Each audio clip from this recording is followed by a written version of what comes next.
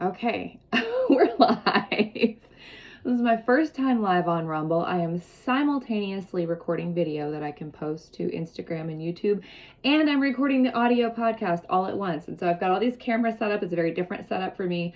But we're gonna rock this out. Welcome to the Almost Ready podcast with me, your host, Marie Christine. I'm so excited to have you here. Happiest of New Year's to you, my friend. I don't know how your New Year's began, but I tiptoed very quietly into 2024. After the last 3 years, I am kind of over this is my year. Like 2024 best, like new year, new me. I'm just not doing it. And so I decided to take a whole new approach to the new year this year. And so around 10 p.m., I stayed home in my pajamas reading. Like, that's been a new thing. I've never been a big reader, but that has changed. I have been swept into romantasy novels, which is wild to me. Not something I ever saw myself really getting into, but here we are. Anyway, I read for the better part of the day. And then around 10 p.m., I made myself a nice hot cup of tea, and I went upstairs and I ran a nice hot bath, and I soaked in that tub for an hour, and I read and I drank tea and I relaxed in the dark candlelight, and I scrubbed the icky remnants of 2023 off of me completely. And then I went to bed at 11 p.m. and that was how I entered the new year. I hate the new year, new me idea. Like, I understand like the goal behind it. You know, if your goals aren't high enough, then, you know, if you're not scared of your goals and they're not set high enough, I understand all of those things. But I really hate the new year, new me. It's like YOLO for me. Like, it just gives me the ick. I don't like New Year, new me. New Year, same me here, but this me is sort of taking inventory. Definitely taking inventory on parts of me that I would like to bring into the new year, parts of me that I would like to nurture and grow and watch flourish. And I'm also taking inventory of the parts of me that need to be pruned, parts of me that need to be trimmed away, parts of me that need to die, essentially.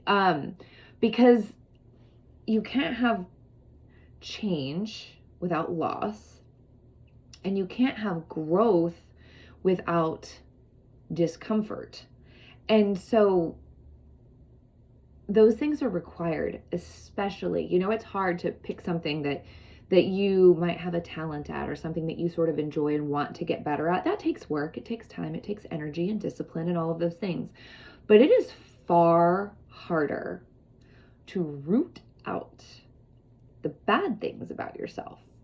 And I feel like this self-acceptance, positivity,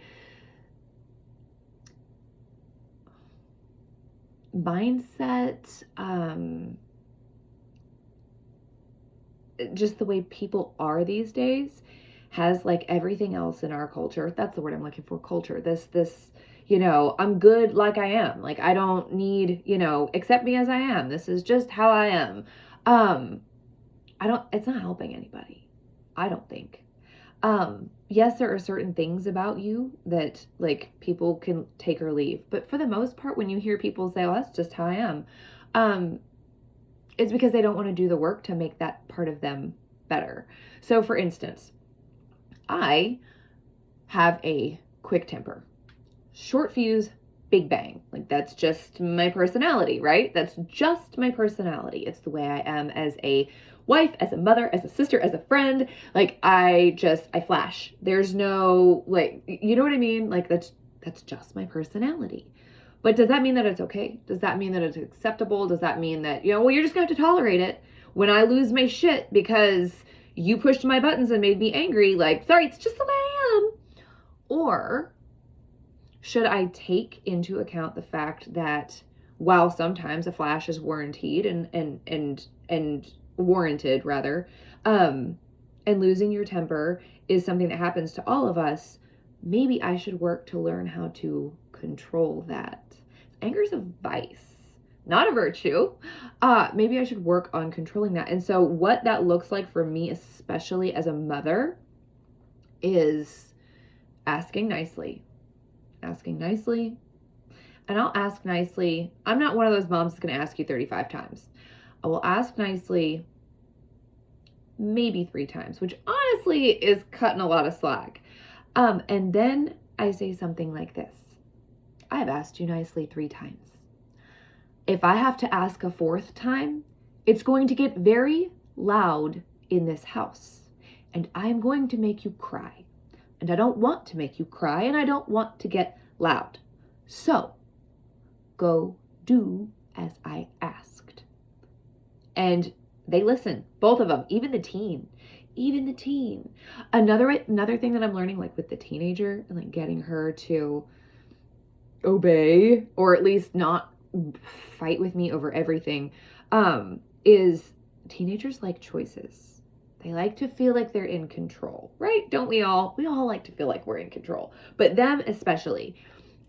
And so, what I say to her is, okay, well, I asked you to do the dishes. If you do not do the dishes, then you're going to lose your phone. So you can choose to do the dishes, or you can choose the consequence of losing your phone. It doesn't matter to me. I can do the dishes and you can lose your phone, or you can do your chore. Whatever you want to do is fine, but you need to let me know what your choice is. Guess what? The dishes are getting done, and I'm not screaming and yelling and losing my marbles.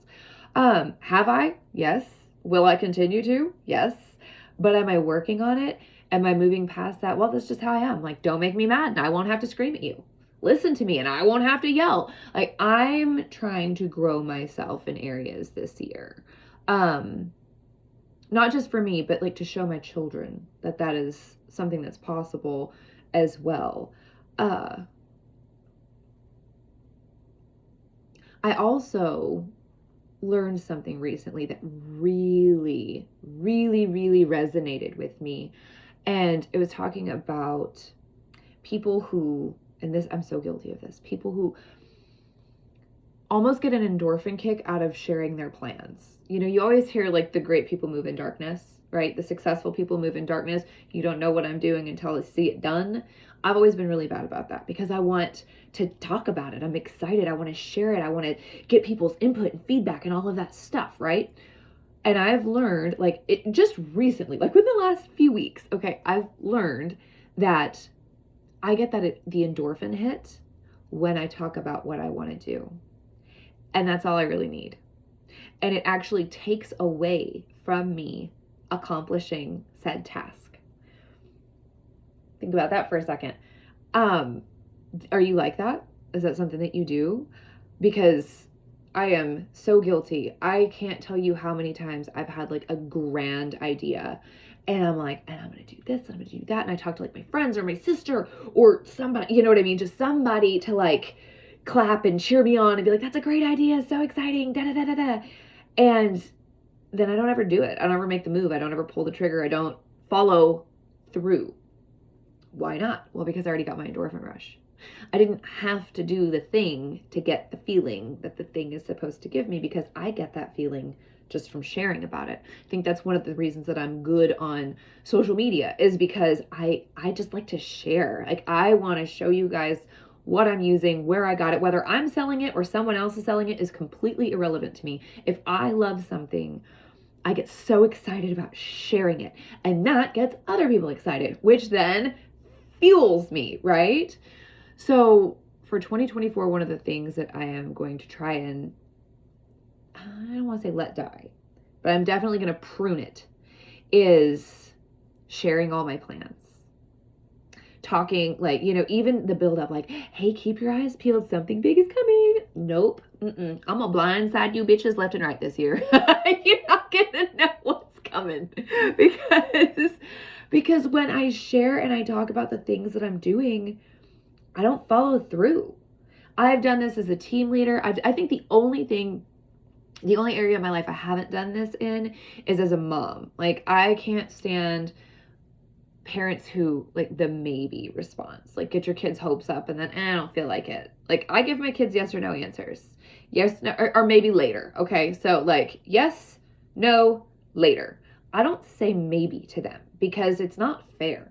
Like, you drag people along. But other than that, like, I can think of several times, like, as a team leader, where I've talked to somebody about setting something up for my team that might be super useful, and I'm all excited about it, and I go to the chat and I'm like, oh, I'm gonna do this and I'm gonna do that and I'm gonna do this and I'm gonna do that, and everybody's like, yay, and then I don't do it.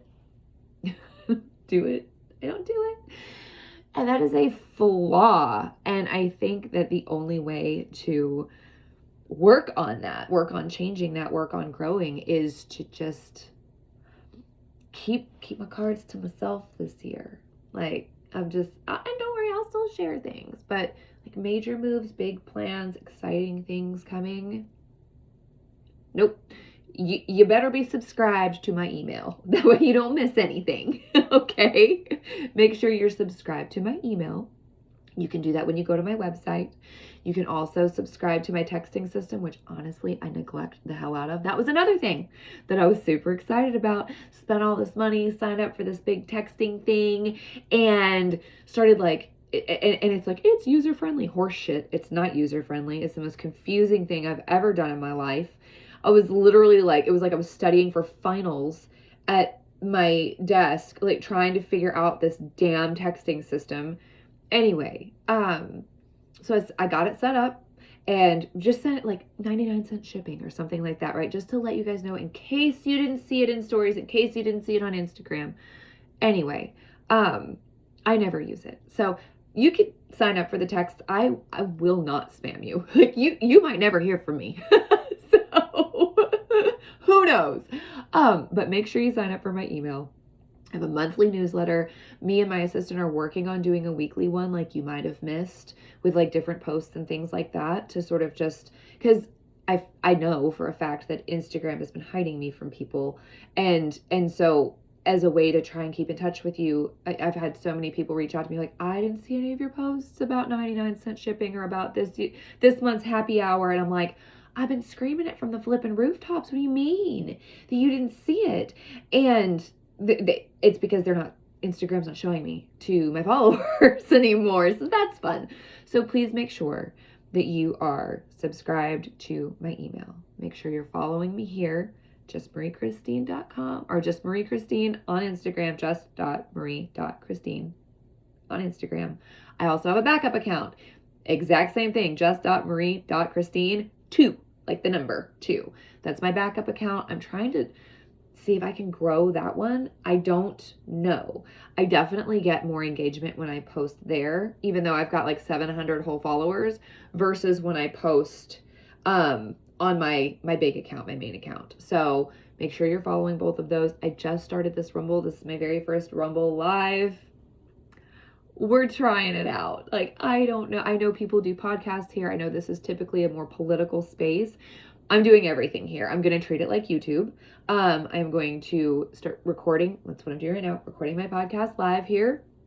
And then I'm also going to be uploading them to YouTube and Instagram if it'll let me. I don't think you can upload a video longer than 15 minutes to Instagram. So that may not be a thing that we can do anymore. But just make sure you're like on all those apps following me. I've got a TikTok, Just Marie Christine. Like, you can find me. If you can spell Just Marie Christine, you can find me. I think Instagram is the only one where I've got the dots in between my name. So anyway, that's where you can follow me, because you're going to want to follow me there, because like I said, I'm not making any grand announcements. I'm not shit like if I decide to join a company or make some major move, you're not going to know about it till I am signed up and ready to party. Like, it's not going to be like, oh, I'm trying this new thing and we'll see how it goes. None of that. There will be none. So yeah, that's definitely something I'm trying to work on in the new year. What else am I doing in the new year? Definitely working on my health. I feel like everybody does that. There's like a mad dash to the gym. Everybody, like new year, new me, right? And everybody joins the gym and they're going to lose weight and they do it for like 2 weeks and then get tired. Don't do that. Don't do that. Yes, your goals should scare you, but goals are like a ladder. Like, you gotta climb the rungs, okay? So you want the scary goal up here, regardless of what it is. Like, you want your scary goal at the top, obviously. You can't reach it, or you gotta jump real high for it. But you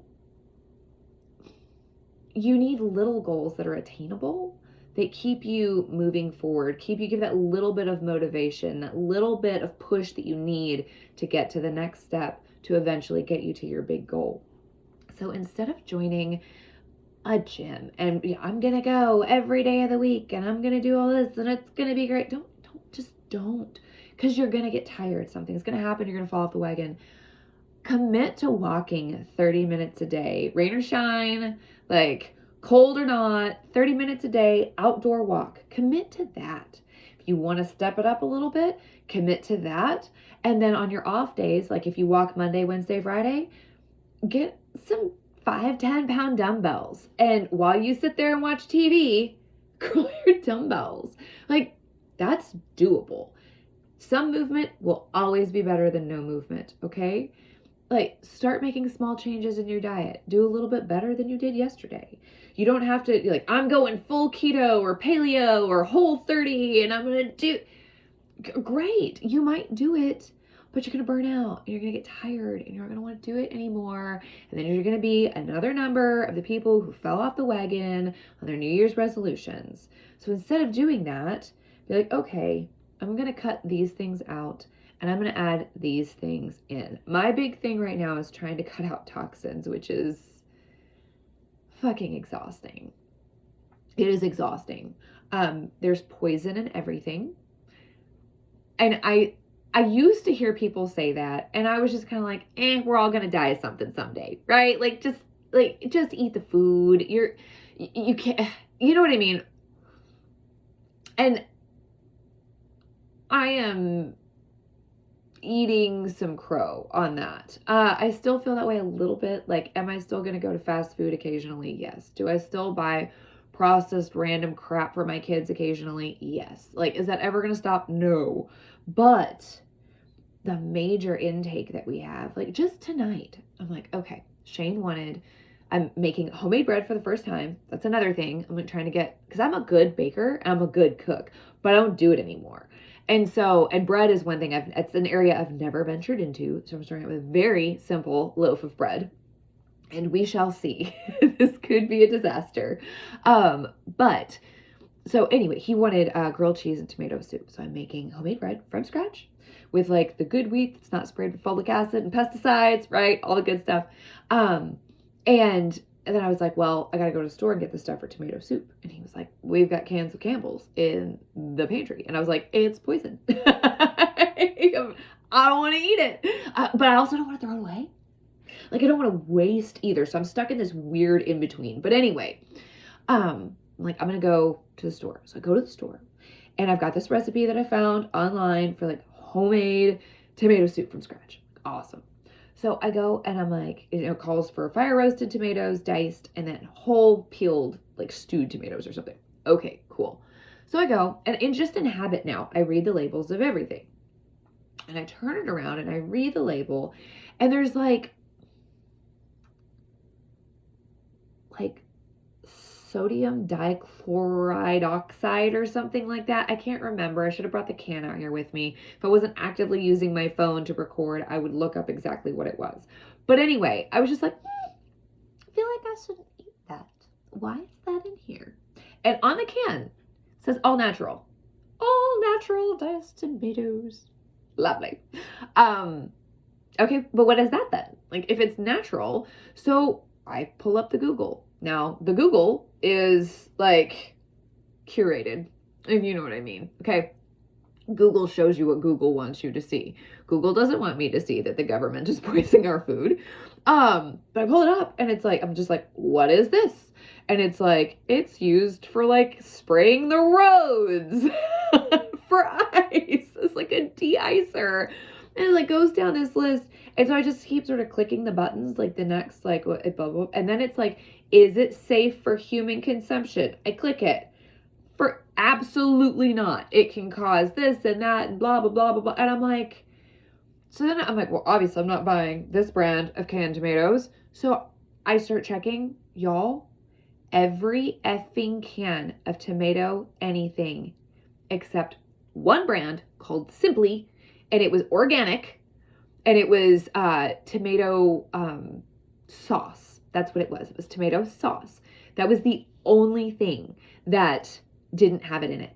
Every other effing can, tomato anything, Rotel, all of it. I went down the whole aisle and looked at all of it. All of them have it. So then I'm like, okay, well, I'm not going to buy this. But also, I have a friend who's a scientist, and one of his biggest pet peeves is people who think they're sciencey and do homework but don't have a true grasp on the verbiage, the words, everything, right? And then they freak out over things that actually aren't bad for you. So I text my friend. I'm like, hey, need your brains. Like, this shit is in every single can of tomato anything at the store. Now, I know that sometimes there are ingredients in food that have like a sciencey name, like sodium chloride, right? That's salt. That's okay. This, by the way, was not sodium chloride. It was close to that, but it was not that. Okay, it was a different word, like dichloride or something like that. Okay, so not the same thing. But what I'm saying is, like, instead of just saying salt, sometimes they use like the sciencey word and it throws you. So I messaged him and I was like, hey, like, do I buy this? Is it safe? Am I being stupid? Or do I start growing and canning my own tomatoes? And his response was, grow your own tomatoes. And then he sent me like 5 links on how him and his wife grow their own tomatoes. Excuse me. So,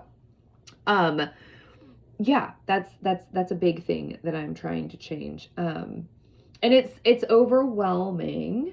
So I'm doing, like I said, baby steps, like little baby steps, trying to, and I'll always be like, choose my toxins. Cause if you think for a minute that I'm going to stop getting Botox or getting my hair colored or my nails done, that's not a thing that's going to happen. But I am trying to that's the thing. I want to choose. Let me choose my toxins. Let me choose my poisons. Quit sneaking it into my fucking food. Could you stop? That would be great. Quit putting it in my water. Quit sneaking it in my food. That is really my biggest issue. That is my I want to know what I'm eating. I want to go to the store and just buy real food. And you can't anymore.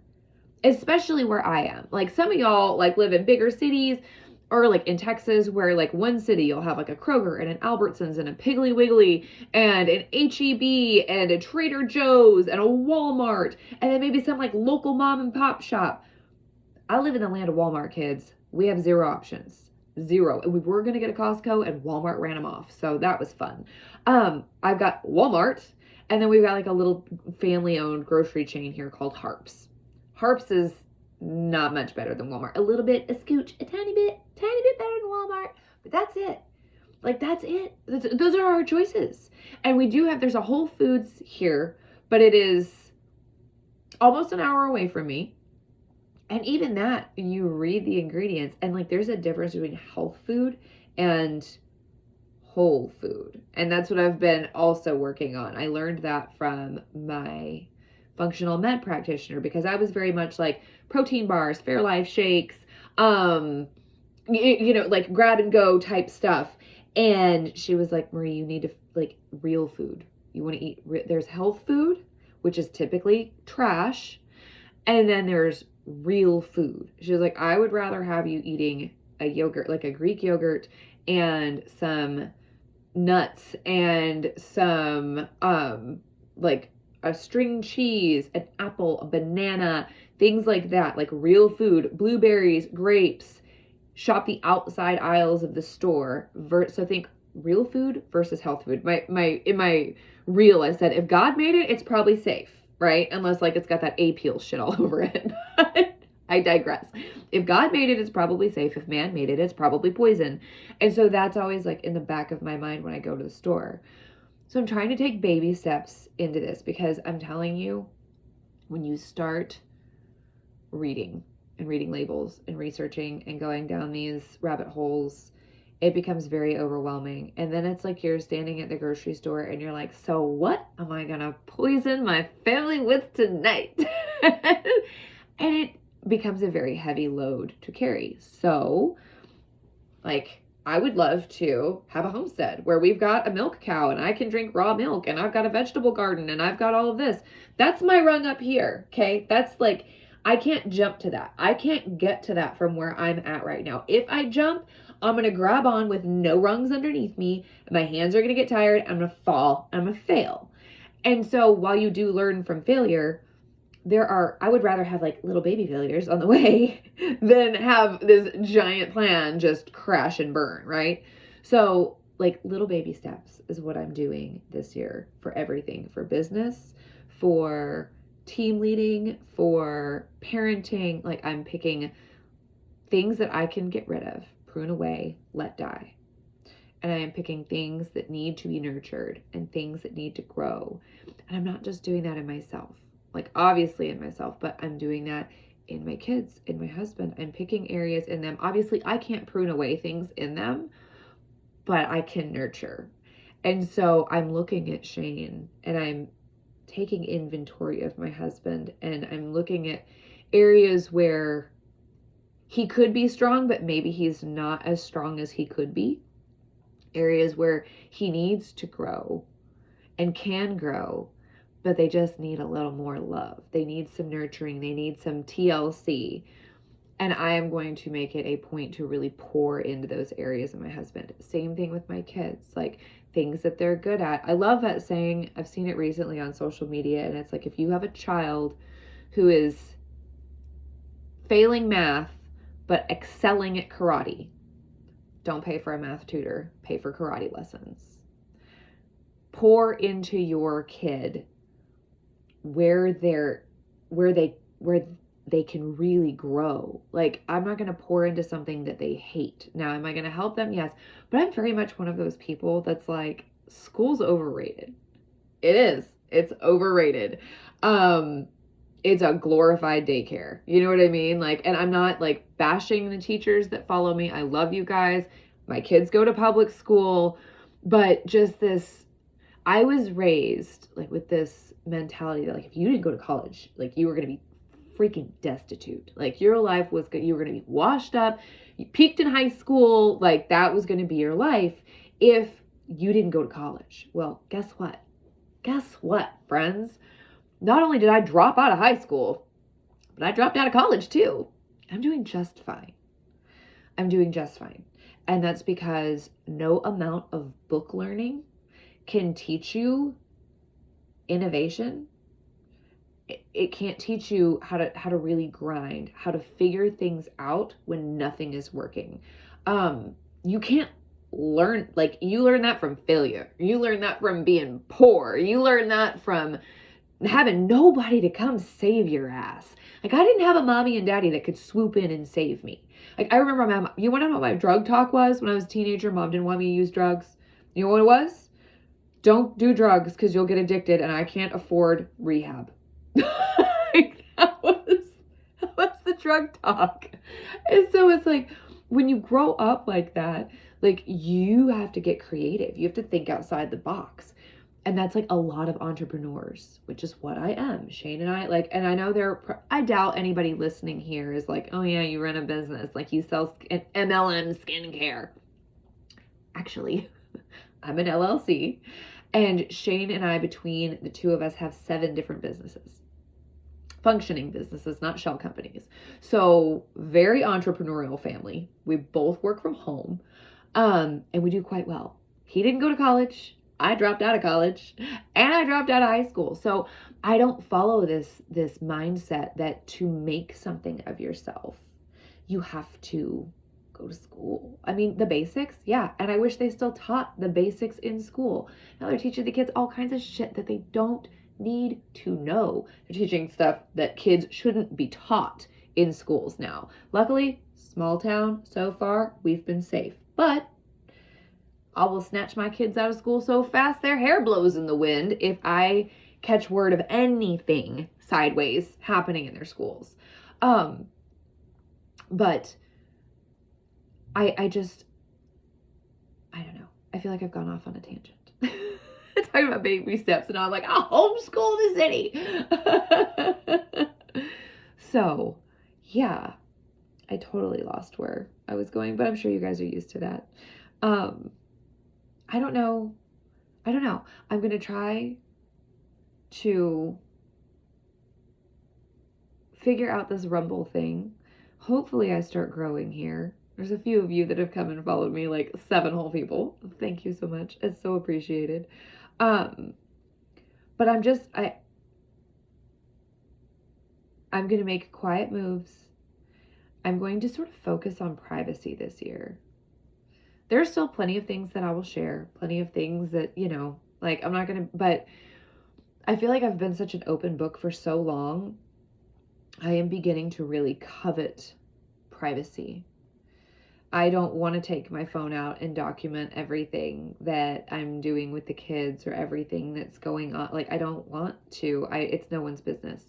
And I have to find a balance because I do want to share my life with the people that take time to follow me. I do want to inspire and invigorate, and I want you to leave my page laughing or with more knowledge or feeling filled up in some way. That is always my goal.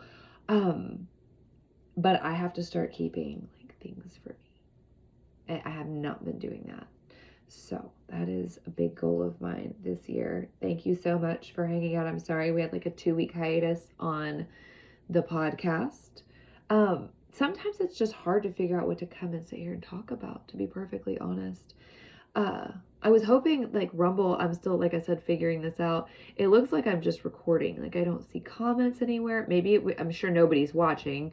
So that's probably it. But I thought it would be like, when you go live on Instagram, you can see people popping on. This just looks like it's recording. So I really don't know if it's like just pre-recording and then it posts. So I could be doing this totally wrong, but we'll figure it out together.